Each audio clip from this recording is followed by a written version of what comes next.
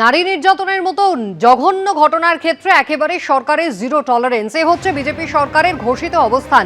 এবং আপনারা জানেন শনিবার যে নৃশংস ঘটনা ঘটে যায় বারুইপুরে, তারপর মঙ্গলবার একেবারে মাঝরাত্রে এনকাউন্টারে মৃত্যু হয়েছে এই ঘটনার মূল অভিযুক্ত প্রভাস মণ্ডলের। এই ঘটনায় মোট 4 জন অভিযুক্ত, যাদের প্রত্যেককে পুলিশ গ্রেফতার করেছে এবং মূল অভিযুক্ত পুলিশের হাত থেকে সার্ভিস রিভলভার কেড়ে পালানোর চেষ্টা করলে এনকাউন্টারে তার মৃত্যু হয়।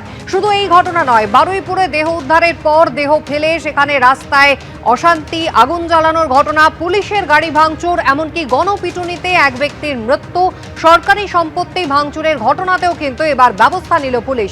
আগেই 18 জনকে গ্রেফতার করা হয়েছিল, নতুন করে আরও 8 জনকে, অর্থাৎ মোট 26 জনকে এই ঘটনায় গ্রেফতার করা হয়েছে।